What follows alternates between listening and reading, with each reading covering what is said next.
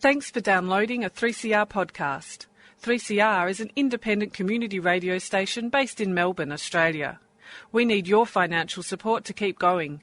Go to www.3cr.org.au for more information and to donate online. Now stay tuned for your 3CR podcast. What a smooth transition there. What a smooth transition. Yeah, if you've got things to... In the fields of bodies burning, as the war machine keeps turning, death and hatred to mankind, poisoning their brainwashed mind. Welcome to the Anarchist World This Week, broadcast across Australia on the National Community Radio Satellite. Listen to the Anarchist World This Week, Australia's sacred cow slaughterhouse. Listen to analysis of local, national, international events. Listen to analysis you'll never hear anywhere else.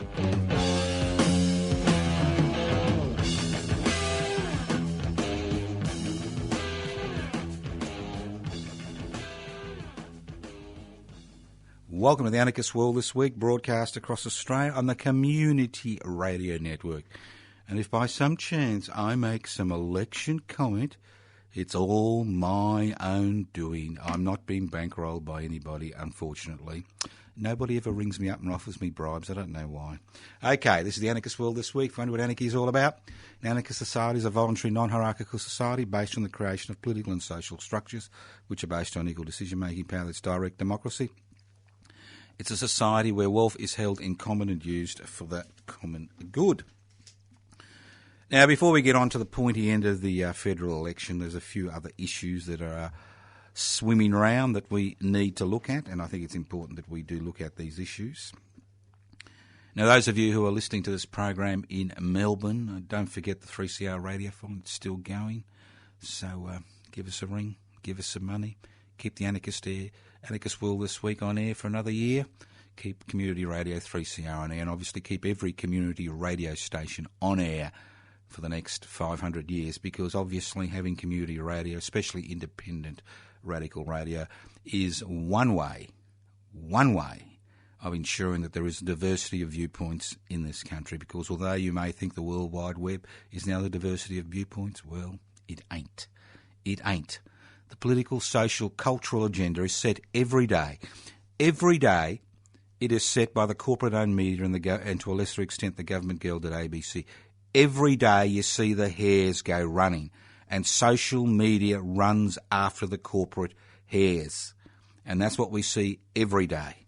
I mean, if you've lived in Australia, you would have heard the kerfuffle over the past 3 days regarding the utterances of some football, magnate or something, some commercial radio hack, and a line or something. And I'm thinking to myself, indignation. I love this indignation. Isn't this wonderful? Indignation about one sentence. Where's the indignation about the fact that 33% of Australians rely on less than $500 a week to survive? These are people on social security benefits, in many regards for a New Start allowance of less than $250 to survive. Where is the indignation regarding the fact that Indigenous Australians are 30 times overrepresented in Australian jails? I was going to say our jails, not our bloody jails, Australian jails.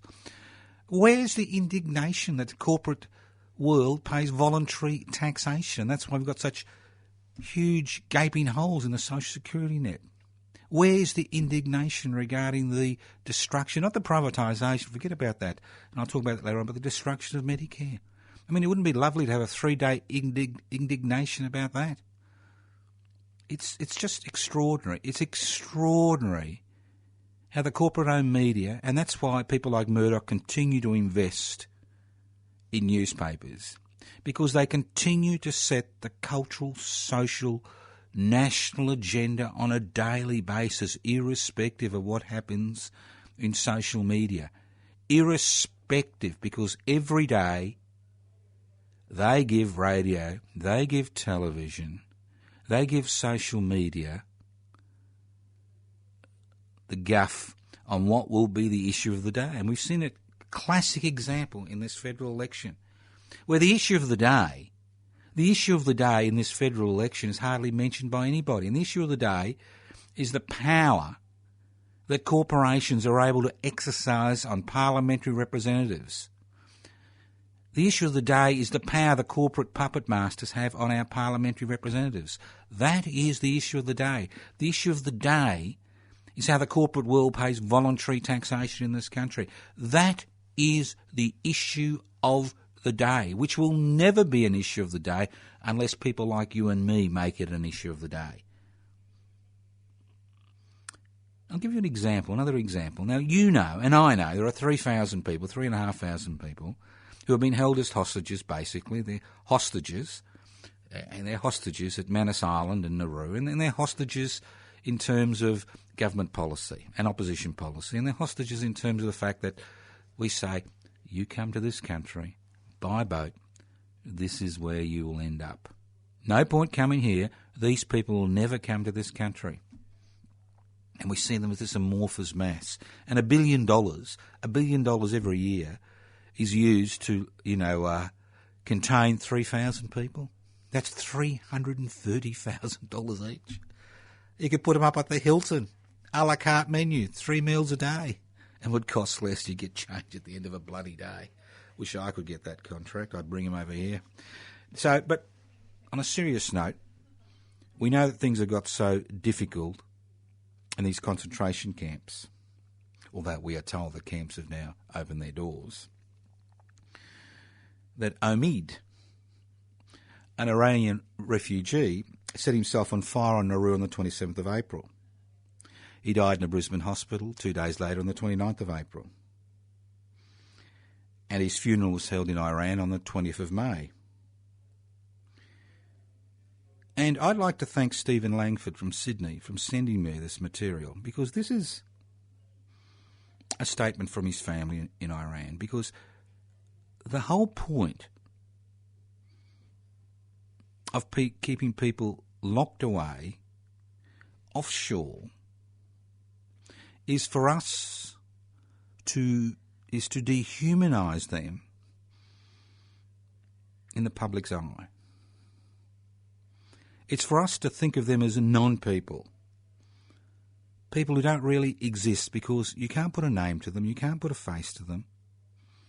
They're just, human garbage, not fit for resettlement in this country. So I think it's appropriate that on this program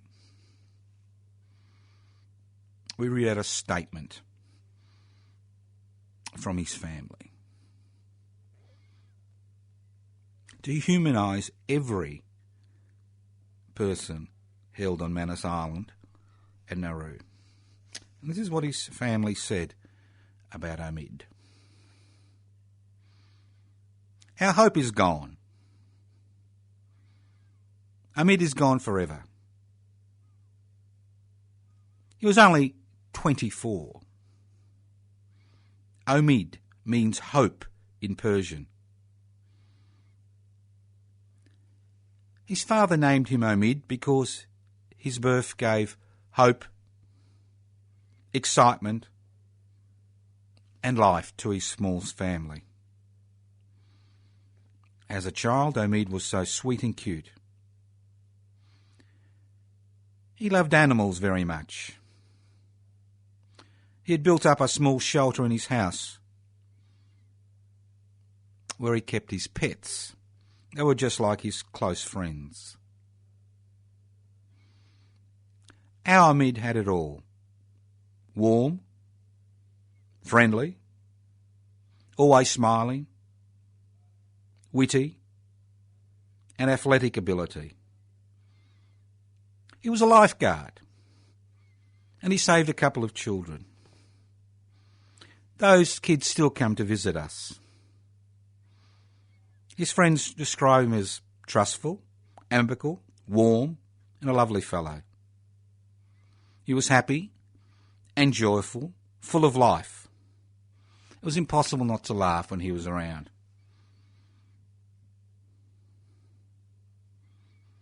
Hamid had a catchy slogan that everyone remembers. All his goodbyes were followed by this: Chakatram Nokaratam, a saying in Persian which implies you can always count on me for everything. Chakaratam no karatam, coming from his mouth with a broad smile while he's holding his cap with one hand and tapping his shoulder with the other hand. There is no word that can express how bitter is his loss for us. Our Hamid is gone. Our hope is dead. So unbelievable, so sudden. We're counting on him, like always, like what he was saying every time, counting for a better future, counting for sweet common moments. Hamid was doing well. He was enduring hardships for a better future. What happened to Hamid's hope? Who has taken his hope? Who has taken our hope, our Hamid? Who has made the life so bitter for him? We lost our Hamid, our hope. Who has made the life so bitter for us? The endless bitterness. So, little insight. We are dealing with human beings.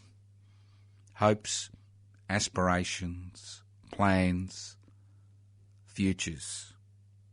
We are dealing with people like us. With people like our family members, our children, our grandchildren, our neighbours, the kid down the road.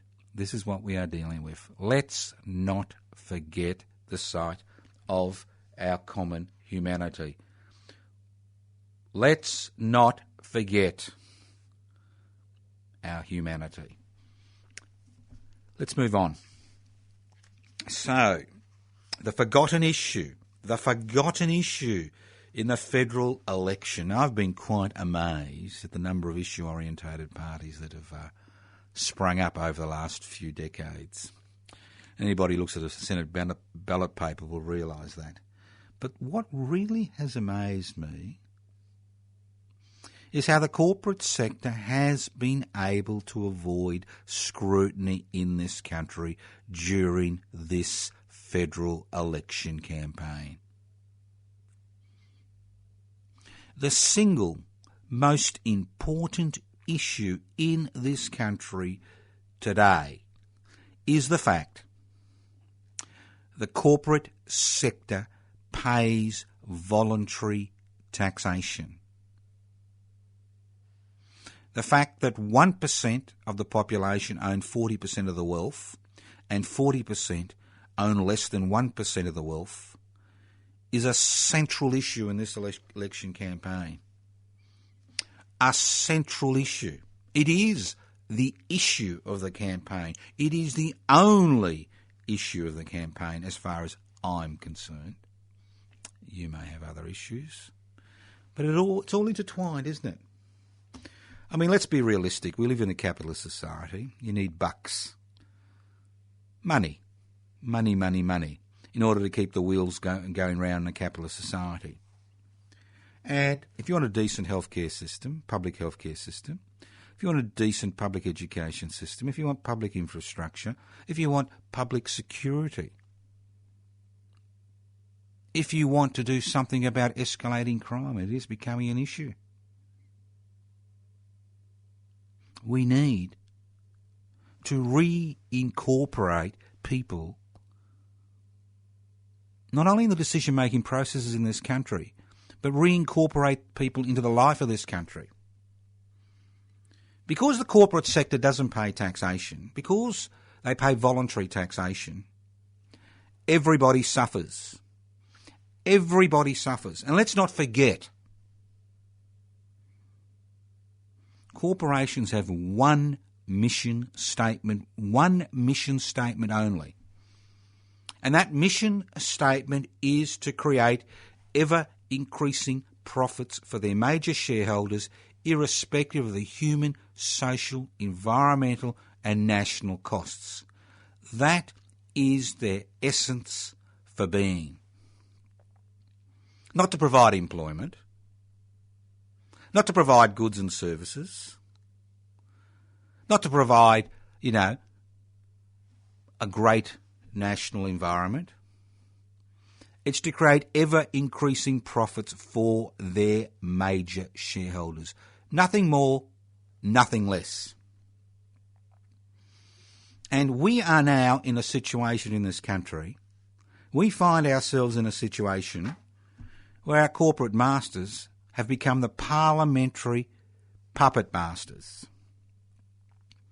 Although we have 76 representatives in the Senate and 150 representatives in the House of Representatives, we find that the great majority, over 99%, kowtow, not bow, but kowtow every day to the needs of the corporate sector. We have now a situation in this country where political representatives who theoretically represent the people who elect them to office take more notice of the needs of their corporate masters to create ever-increasing profits for their major shareholders than the needs of the people they represent across this country. And nothing highlights this more than this parliamentary election, where the fact the corporate sector pays voluntary taxation is basically a non-event, a non-issue. No indignation. Was there any indignation in 2013 when Mr Murdoch obtained an $886 million tax refund legally while making millions, tens of millions of dollars of profit? No indignation, because we're happy to be indignant regarding, some clown making some statement on TV, on radio 1 week after it's made, and carry on with it for 3 or 4 days, because it really, at the essence, it means nothing. At the end of that debate, it really means nothing because nothing changes. While, when we've got real issues which impact on the lives of millions of people in this country, no indignation. For example, we are in the midst of a mini crime spree in this country. If you look at the statistical indicators, they will tell you that crime is escalating 10, 20% every year. Not just in terms of family violence, but in terms of theft, assault, homicide, and the list goes on and on. What do you expect? What do you expect in a country where an increasing number of citizens and residents are treated as disposable garbage, where their children are treated as disposable garbage? What do you expect? I mean, domestic violence may be an issue of power, but there are other hugely important issues which we see every day, which impact on the rates of domestic violence. Alcoholism, drug addiction, mental illness, poverty, and the list goes on and on. It's all very well if you live on the North Shore to tut-tut. It's a different matter when you've got to deal with the realities of everyday existence. And that's the dilemma. The fact that the corporate sector doesn't pay tax means they make no contribution to the welfare of an increasing number of Australians who have become disillusioned with the parliamentary process. At this election, despite compulsory voting, I wouldn't be surprised if less than 75% of eligible voters bother to cast a ballot. And when I talk about eligible voters, I'm talking about people who are eligible to be on the electoral roll, who are not on the electoral roll, people who refuse to vote, and people who vote informal. Think about it. And that's despite compulsory voting.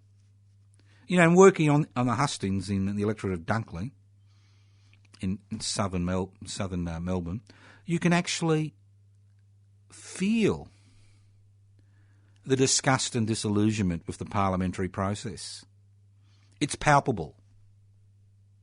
It is palpable not in the majority of people in this country, but an increasing minority, which not only feels they're excluded, but knows that they're excluded.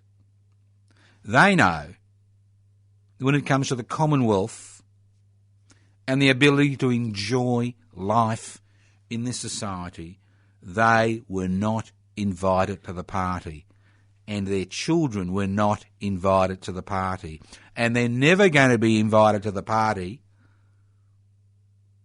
despite all the indignation, manufactured indignation we see in the media on a daily basis about issues. Increased crime, increased prison sentence, increase the number of people in jail, as if we can actually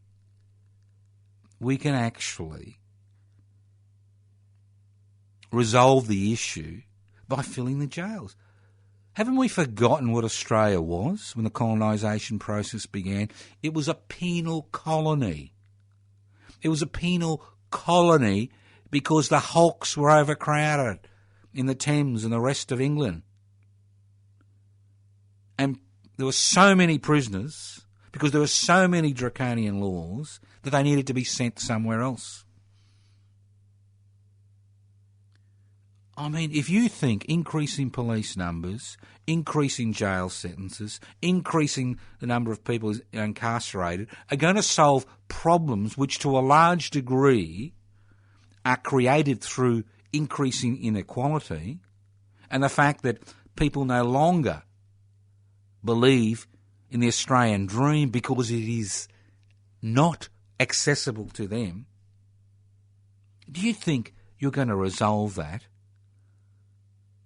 by increasing incarceration rates? All you do is hide away your social problems, which are manufactured, problems which are manufactured by the increasing inequality that exists in this country. So this is the central issue. As I said, I keep saying ad nauseum, if you live in a house and some bastard eats from the fridge, expect their clothes to be washed, their room to be vacuumed, and enjoys all the benefits of living in that house, while owning a few properties down the road and negatively gearing those properties and making cash hand over fist, obviously everybody in that household is going to suffer. And that's Australia today. That is Australia today. Australia today can be divided into four distinct classes. One, the 1%. That 1% that owns 40% of the country's wealth. Then you have their hanger-oners, the ones that we see that are trotted out on a daily basis during this election campaign. The investment class. Those people who have enough disposable income after paying their bills to invest in the stock market and the housing market and take advantage of all these laws that have been passed by Parliament, which allows investors legally to greatly minimise their contribution to the community through tax. So that's about 15% of the Australian people, the investment class. You know who they are. Then you have your traditional working class, and your traditional working class is not actually made up of blue and white collar workers anymore. That's all bullshit.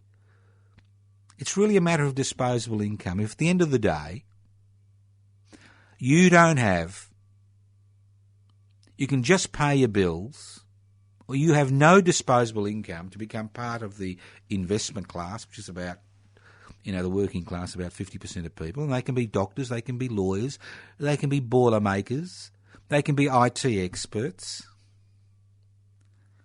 But if you haven't got any disposable income, you basically pay a tax. And that's about 70% of the tax intake in this country today.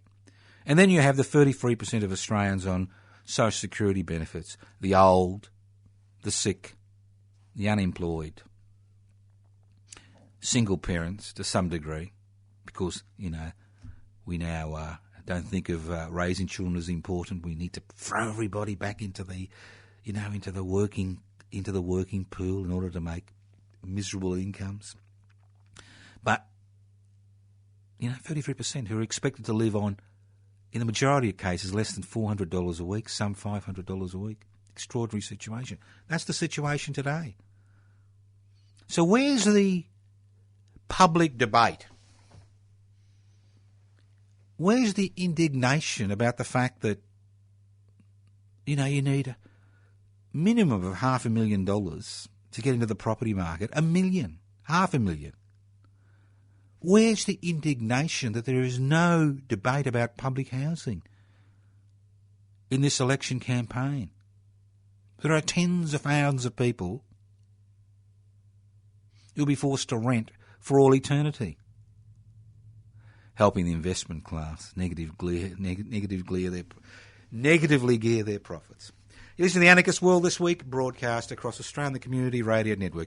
My name's Joseph Toscano. I'm hosting today's program. All right, let's move on. Let's be a little bit more positive. Look, I could sit here all day. I could sit here for 24 hours, 48 hours, 72 hours and crap on about what the problems are. But how about solutions? How about some solutions? Because many people listening to this program will be making decisions in the next 10 days or so, whether they're going to vote, and if they're going to vote, who they're going to vote for. So what I recommend you do is you have a look at what people are... If it's a single issue, and that is the essence of your existence, well, you know what to do. But if it's not a single issue, this is a federal election about the country as a whole, about the future of the people of this country, and you decide that you want to participate, well, look who's put their hands up and look at what they stand for. I'll give you an example. Now, yours truly, Joseph Toscano, was invited to stand in the electorate of Dunkley in southern Melbourne by over 130 people living in that electorate. I was invited to stand because they wanted an independent, radical activist to actually stand. It was quite interesting, the process to actually nominate as an independent. And if you look at the number of independents that are actually nominated in the Senate or the House of Representatives, you'll find it's a registered political party feast, because it's made almost impossible for real independents to actually nominate. So when you nominate, what do you stand for? What's my campaign about? What can you do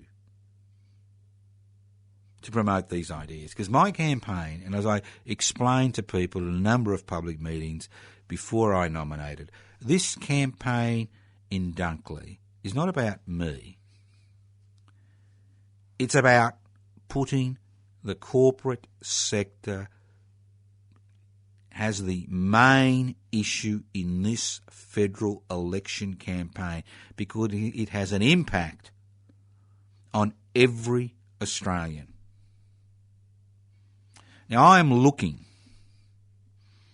for at least 60 people listening to this program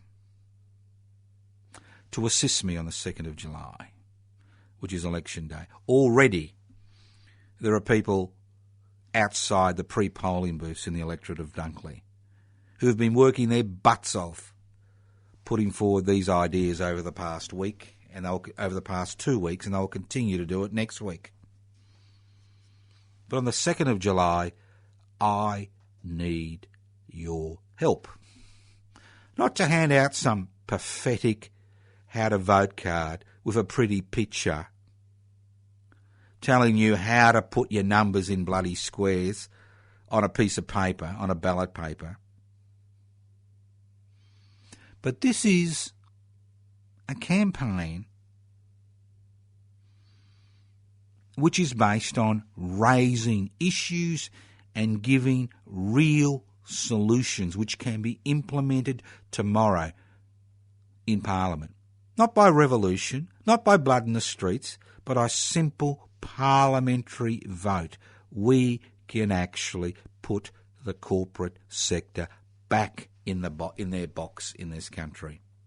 We can cut the strings of the parliamentary puppet masters. We can cut them today. Now, I'll go through this leaflet, which is going to be which has been handed out. Tens of thousands have already been handed out in the electorate of Dunkley. And why Dunkley? Because, as I said before, I was invited. No point standing for the Senate these days because of the change in the voting patterns. So Toscano for Dunkley is the campaign. Public interest before corporate interests. Vote 1 for Dr. Joseph Toscano, the only independent candidate standing in Dunkley. 11 candidates, I'm the only independent candidate. We've got issue-orientated parties, we've got the Greens, we've got the Liberal parties. This is a marginal Liberal seat. I'm not involved in a campaign, to throw out some Labor hack. I'm involved in a campaign in a marginal Liberal seat to ensure the Liberal Party isn't re-elected in that seat. And this is what's on this piece of paper, which we will be handing out with your assistance outside every polling booth in Dunkley, which includes the suburbs of Mount Eliza, Mornington, South Frankston, Frankston, North Frankston, Seaford, Karingal, Langwarrin, a little bit of Baxter, a little bit of Mount Martha, 37 polling booths. And this is what's on this piece of paper. Because this is an exercise in getting ideas across to people, breaking through the smoke screen, blowing away the smoke screen, which has dominated this political campaign during this federal election, which has ensured that we don't see the effect the corporate sector has on this country. Ever wondered, and this is what's on this piece of paper, it's not about pretty pictures, it's not a colour piece of paper, black and white, that's all we can afford. Let's remember, I'm financing my own campaign. That's right. Own campaign. Financing my own campaign, because I feel so strongly about this. Ever wondered why in the lucky country it is so hard for so many Australians to find a home, pay the rent, or pay the mortgage? Why it's so difficult to find affordable childcare and get a decent education for your kids? Have you ever wondered why so many Australians have trouble getting access to public hospitals and health services when sick? Why so many Australians have trouble finding a job, let alone a well-paid, secure job? Why is it so hard for so many Australians to put food on the table or pay gas and electricity bills? How can we call ourselves an egalitarian community when the richest 1% own 40% of the country's wealth, while the poorest 40% own less than 1%? Then bold print. Make the richest 1% pay 1%. And this is the crux of this campaign.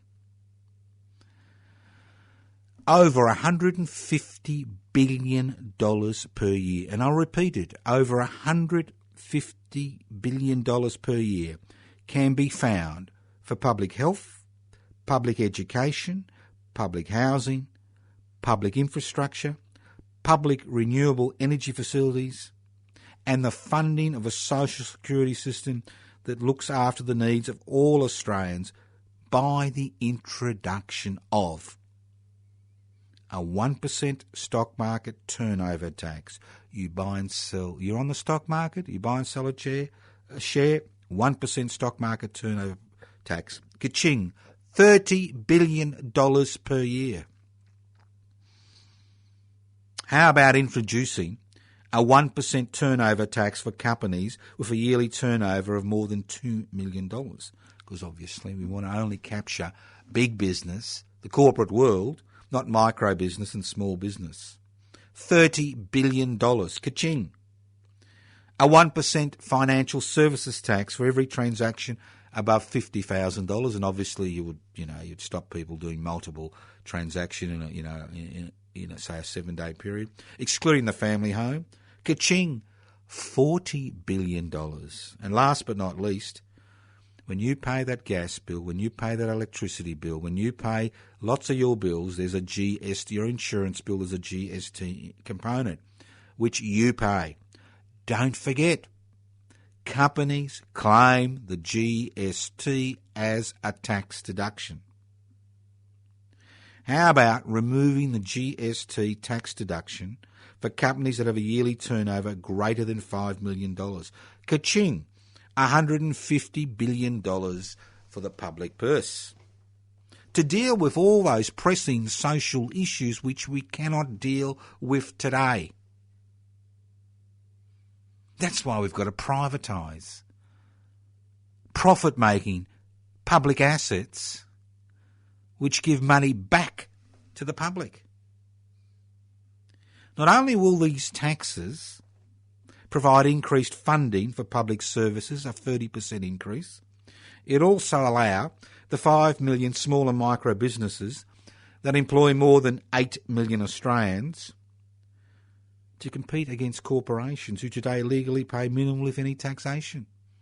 I mean, I could sit here for the next 20 hours and go through the 1,500 most profitable companies in this country that are working in this country, whether overseas owned or locally owned, and tell you the pathetic amount of tax they pay. Chevron, multi-billion-dollar company, $246. Yeah, that's right. Not million, $246. You'd have to earn, what, $24,000 to pay that amount of tax? Foxtel, 0.75%. News Corporation doesn't pay tax. Hasn't paid tax for years. The Australian, the mouthpiece of the conservative reactionary element, the IPA's mouthpiece in this country, the Institute of Public Affairs, hasn't made a profit in 60 years. So why does Mr Murdoch keep the Australian going? Because it helps to set the political, social, cultural agenda every day in this country. So we don't actually look at the corporate sector. We don't actually become indignant about how they manipulate Parliament, how they've usurped the power of Parliament, how the rest of the community suffers because of their ability to influence the type of legislation that's put up for voting in federal parliament and state parliaments on a daily basis. We don't want the torch shined on that, do we? But we can become indignant a week later regarding, some football club leader or something's, statement. It's extraordinary. So think about it. And then it goes vote 1 for Dr. Toscano, and it, craps on about what I've done, and then blah, blah, blah. And the important thing is I'm not directing preferences. The Toscano for Dunkley campaign is not directing preferences. People direct their own preferences. They put 1 in the box that's got Toscano. You've got to be in the electorate of Dunkley to vote for me. And then you number the other boxes from 2 to 11. That's in the electorate of Dunkley. That's the House of Representatives paper. So it's up to you. You can continue to bitch and moan and carry on and bore me senseless of all the things that are wrong in this society. At least some of us are trying to do something about it. I've got a snowflake's chance in hell of being elected, but that's not the issue. The issue is to raise in the public mind the fact that, 1, what the corporate sector is doing, and 2, that we can do something about it. Because the single most common reaction to this campaign has been the fact that people say, well, you can't do anything about it. You can't fight City Hall. You can't change anything. The history of the human race is the history of change, whether it's been through revolution, whether it's been through reform, whether it's been through active social campaigns that have spanned decades. The history of the human race up to the 21st century was a history of reform, a history of change. Things which seemed impossible decades ago are possible today. Look at the debate regarding marriage equality. Homosexuality was illegal, punishable by imprisonment in this country 30 to 40 years ago. Hate crimes were a dime a dozen. Look at how attitudes change. Things do change. Could you imagine those first gay activists in 1976 in the gay Piper Riot shrugging their shoulders and saying, well, it's never going to change, there's no point? Well, that's the whole point.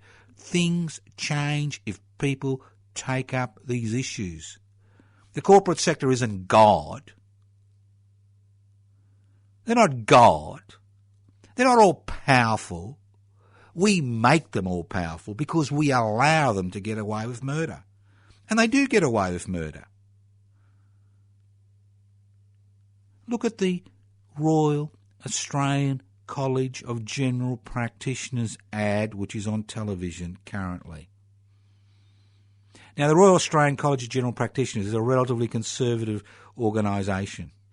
Very conservative organisation.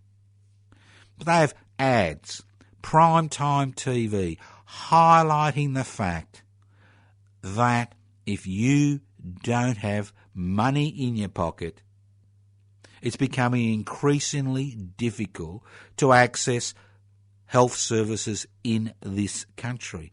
It's that simple. In 1973-74, we introduced Medibank, which was a universal health insurance system which was supposed to look after the healthcare needs in the private sector of most Australians.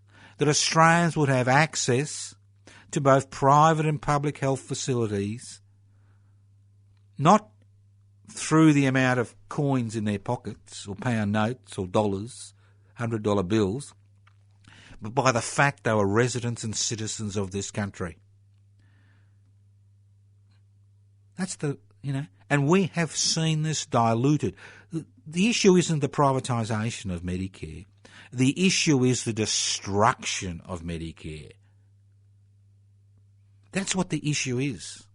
The destruction of Medicare, which we have seen on a daily basis over the last decade. It was Abbott's intention as health minister to destroy Medicare, but a vigorous campaign, which was led by the Defend and Extend Medicare group based in Melbourne, saw changes to the Medicare system which ensured that it survived. What we need is vigorous campaigns. People who are willing to put their heads above the parapet. What we need is people who are willing to walk that extra mile. People who are willing to look beyond their personal interests and the interests of their immediate family. You look at the common family, look at our family. We are citizens and residents of theoretically a sovereign nation state. But we continue to bumble along because we're not willing to put up our hands and actually participate. I don't care whether you vote or don't vote. I don't really care. But what I do care about is the fact that in between elections, I would like to see every listener to this program, in their own way, become active. And not everybody can become active because of health issues, but everybody can donate $1 to a campaign. And that's what it's about. It's about being active in between elections. It's about raising issues and working on these issues. And the Toscano for Dunkley campaign is all about that. It's about a number of people coming together trying to raise this issue of corporate welfare in the public debate. Whether we succeed or not to a large degree depends on the amount of interest we are able to generate, not just in terms of people listening, but in terms of people, helping us. So if you can help, especially if you can help on the 2nd of July, and this is a heartfelt appeal. If you can help on the 2nd of July, please ring me as soon as possible on 0439 395 489. Leave a personal message. Leave a message on the Toscano number 4 Dunkley webpage. All right? Twitter us on Toscano for Dunkley that you're willing to help. You can email us at info@toscanofordunkley.com. Can't help? Fine. But what you can do if you're internet savvy, get this campaign around this country. Get people to look at the prominent role that the corporate sector continues to play in the lives of every individual in this country.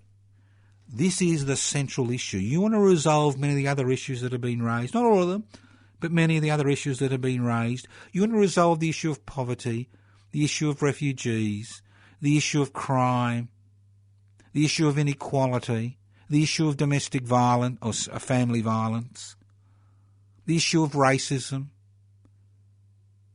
the issue of homophobia, and the list goes on and on. It's all connected. These are not independent issues sitting, in little boxes around the country. It's all interconnected. We are interconnected. We are a community that is interconnected. And the great thing about this organisation I belong to, public interest before corporate interests, is that we accept people of all races, all colours, all cultures, of all religions and no religions, of all sexual orientations.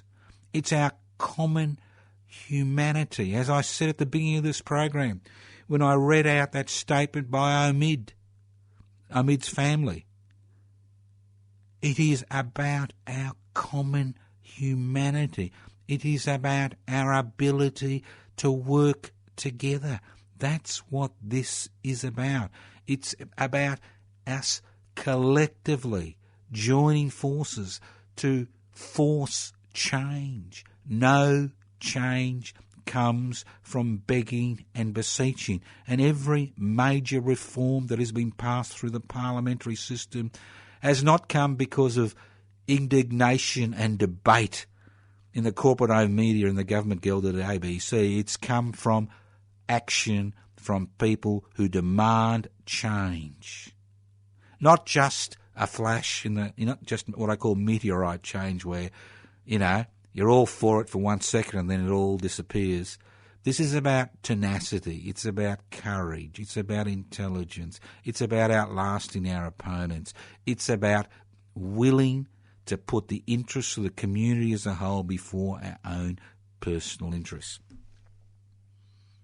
So after the 1st of July, the Toscano for Dunkley campaign will disappear. Who knows what impact we've had? But it's the same for all of you. What will you say to your family, your children, your grandchildren as you get older? What will you say? Was I part of the problem? Or were we part of the solution? Whether it's climate change, which is real, whether it's division within the community where we kind of fight each other because of our religious allegiances,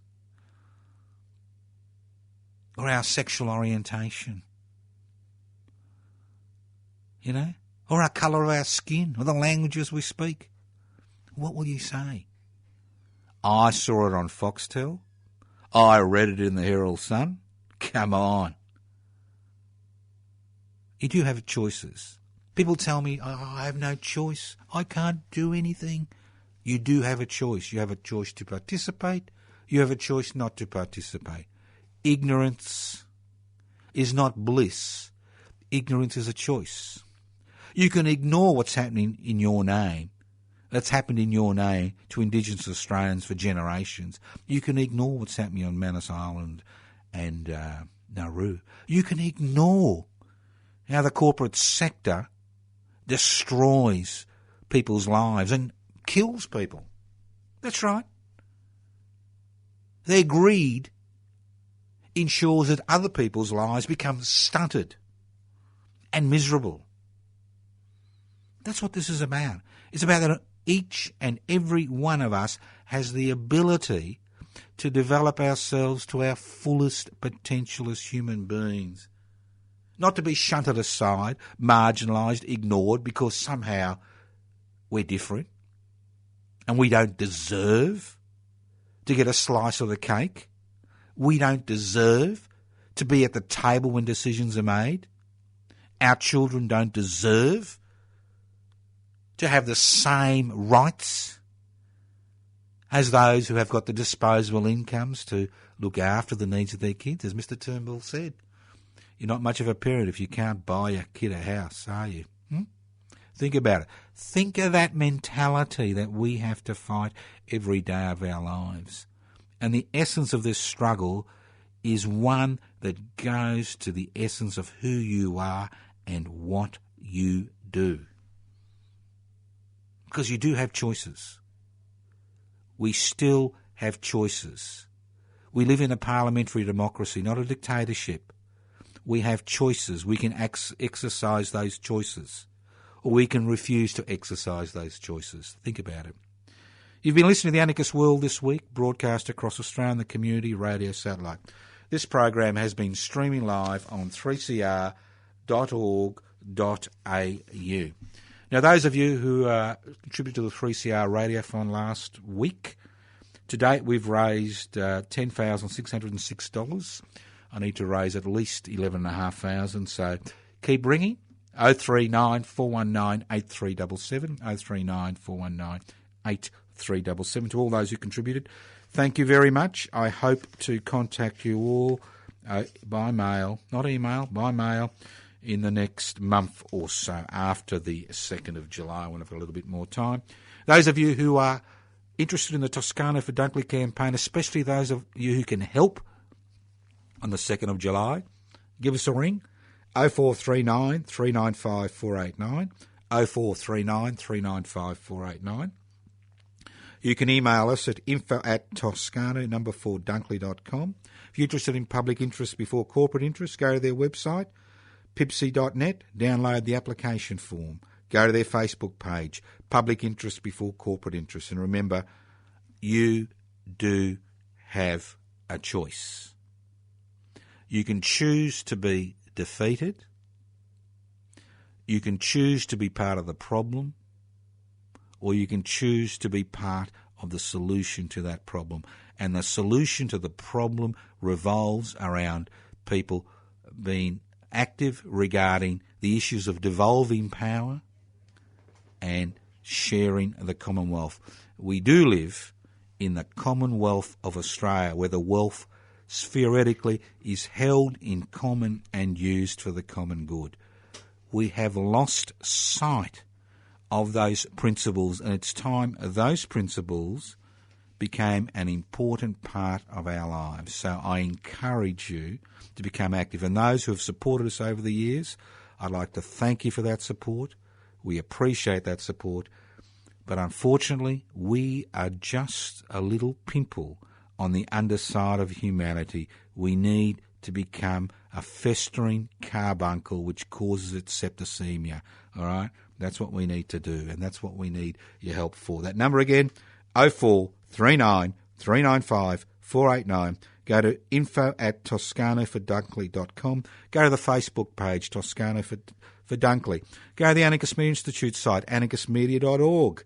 Go to the Public Interest Before Corporate Interest site, pibci.net, and the list goes on and on and on. And if there's nothing you like, form your own organisation, form your own group, but get away from that internet, go away from that television site, stop listening to the radio, open the bloody door. There's a world outside. Grab it, shake it, change it. Thank you once again for listening to The Anarchist World this week on your local community radio station. Listen in next week to the Anarchist World This Week via the community radio station on your local community radio station. And those of you who are coming down to Dunkley, enjoy yourselves. It's not hard work, it's fun. Enjoy yourselves. There's nothing better than putting the corporate world to the sword. Thank you once again. Listen in next week. Evil minds that plot destruction, sorcerer of death's construction. An analysis you'll never hear anywhere else. Anarchist World This Week, Australia's sacred cow slaughterhouse. 10 a.m. every Wednesday. Listen to the Anarchist World This Week for an up-to-date analysis of local, national and international events. Poisoning their brainwashed minds. Oh, Lord, yeah.